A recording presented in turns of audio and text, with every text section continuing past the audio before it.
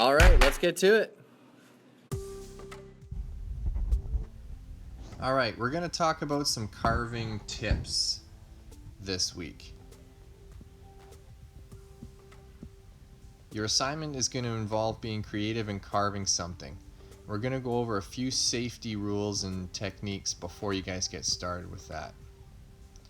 First of all, the knife that you choose to use can be anything. It could be a jackknife, could be a utility knife from out in the garage or the shop, or it could even be a paring knife from your kitchen drawer. You're always going to remember to move the knife away from you, just like I'm doing here, and attack the wood at a really low angle. This helps make better chips. And also too, don't use a lot of pressure. You can take off very, very fine shavings. And that's a lot easier and safer than taking big chunks at a time. So away from yourself, low pressure, and a sharp cutting angle. This technique is called scraping. It takes even finer shavings. It's more of a finishing technique. You're going to hold the knife at about 90 degrees to the wood. Put your thumb down nice and close to the blade and just scrape along the wood.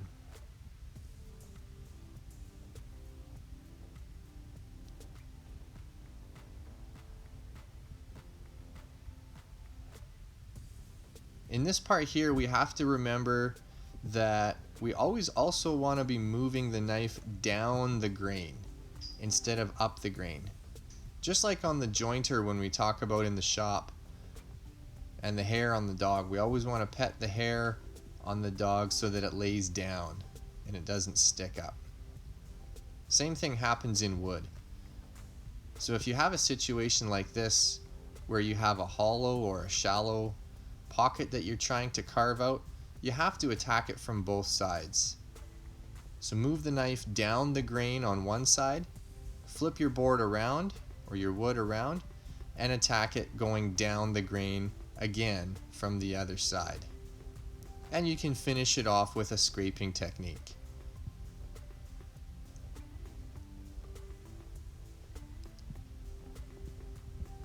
It's easy enough to cut along the grain and make thin shavings along the grain, but cutting across the grain or the end grain can actually be very difficult.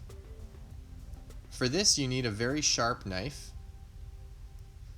and what you're trying to do is just carve off the corners.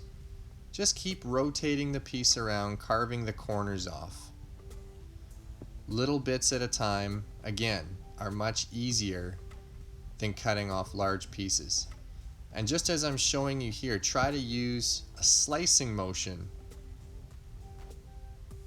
and move the blade of the knife along the piece of wood instead of just trying to push right through it. It cuts a lot cleaner and smoother and with less effort.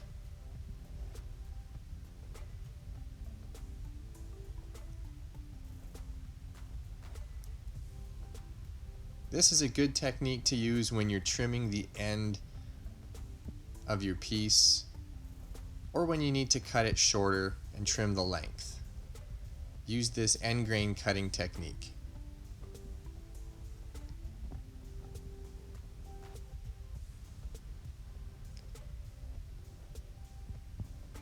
In this technique here, I'm using my thumb. This is called a push cut. And this helps with a little bit more control if I have to do something a little bit deeper. I'm excavating a bit of a hole here for some feature I might encounter. And again, working down the grain, switching the direction from each side of the piece. This is hugely important to make sure that your knife is really sharp before you start this. A sharp tool is a safe tool. This is a little sharpener I have at home, and it's just a pull-through sharpener. It has two stones, and your knife can be pulled through gently from one side to the other. Maybe you've got something like that. If you don't, you can also use what's called a steel. You might have one of those in your knife set in your kitchen. I like to take multiple passes, switch the side, and take the same number of passes from the other side.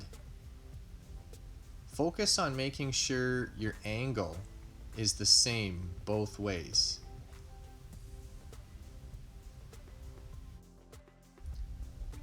Here's a fishing lure that I just finished making for you tonight out of cedar.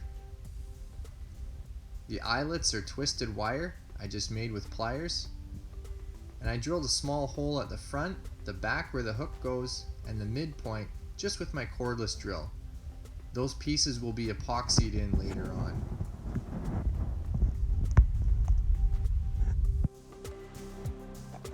Alright, so on to the assignment. Over this next 2 weeks, what I want you guys to do is to get outside, enjoy the weather, find yourself a stick or a branch or a small piece of wood, get yourself a knife, and make some shavings.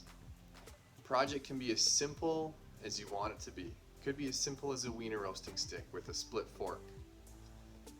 Could be as complicated as a face. Maybe it's a game figure, or maybe it's a fishing lure like the one I just made for you tonight as an example. Whatever it is, I want you to be excited about doing it, and I want you to consider it a real break from the other academic and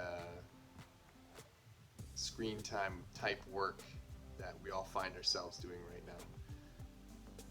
My son is 7 years old and he just got a jackknife for his birthday, and we've had a lot of fun together, him and I, in the basement, just carving, making shavings, and making whatever it is that engages our creative minds.